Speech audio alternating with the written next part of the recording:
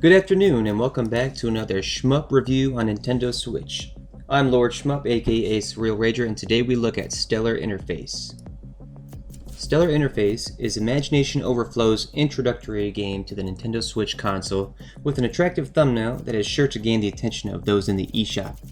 It is a 2D left-to-right shmup that has a very attractive SNES Genie graphics and a ton of custom options to choose from. You should know from now on how much I love shoot 'em ups. Let's dig right in. Difficulty and controller button layout can be adjusted on the main screen. The title screen is alive with movement and gives a glimpse of the wonderful graphics you will see in-game.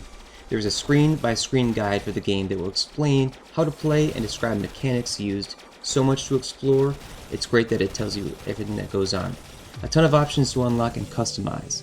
Stellar Net is a menu that will explain all of your achievements.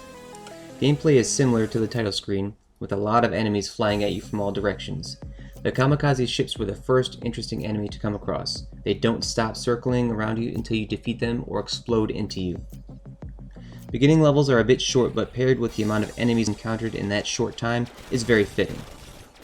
Each level defeated will unlock new software to which you can upgrade your ship. I chose to stick with the same options if possible to get the best boost out of them. Health increase, for example. Initial ship movement is slow, which is a huge pet peeve of mine with shmups, but Stellar Interface knows that and allows the player to increase ship speed in time. Since enemies will attack in any direction, each move must be calculated based on enemy distance and the time between shots fired. The bar on the top right of the screen shows level progress, which is lovely to see. Health bar is on the top left of the screen. If you die, you will be given the option to retry or exit to the main menu. After the first game over, I decided to try the second option for starter ships, which has less RAM, aka weapon capacity, but higher mobility, which is your ship speed. I love that options are crossed out that can no longer be chosen due to the amount of RAM remaining. This is not just a sway up and down shooter that you can lazily make your way through. It's like a beehive in these levels. There's a lot going on and you have to be aware of your surroundings. Like Batman. Womp womp.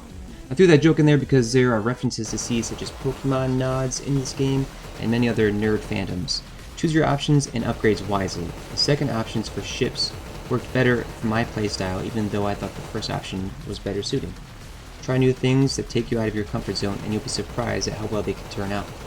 Stellar Interface has taken some elements that typically would not work well for me in a shooter, but given the awesome graphics and custom options to choose, it has opened me up to new things that I now enjoy. Slow ship? Upgrade it. Bullets too slow? Upgrade it. Level too difficult? Choose another route on the map with a lower threat percentage. Button layout terrible? Change it. Although I have to say, default shot is paired to ZL, which is actually awesome. I like that there are achievements to unlock in addition to the missions. It gives more than one focus to hone in on and adds depth to the game. Stellar Interface is a roguelike game that gives you a slightly different play each run. No need to memorize enemy entrance points.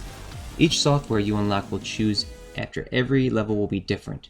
Find what upgrades best suit your playing style and reach the furthest point. The music is perfectly fitting to the arcade style of play, loud and hectic. That can also be my two-word review of this game. Loud, hectic. Each playthrough, the length of the levels seems more and more fitting. The game grows on you that way. I started the game in docked mode, but I think it shines in handheld mode. It feels more natural that way. Endless mode can be unlocked by completing a run. I mentioned early stages being quick, but it's based on how quickly you defeat the enemies to progress the level bar, and or as quickly as the game allows the enemies to appear. A decent mixture of both, if that makes sense. I completed a run and found there were no obstacles to avoid besides bombs that are set into the stage. Shoot the bombs to get rid of them. It would have been cool to add in oncoming things to avoid to change it up, such as buildings and terrain and other shmups. The background is cool and distracting to add challenge to the game, but it lacked in level design in that area. The upgrades unlocked between levels don't always explain their purpose, so it feels like a blind choice at times.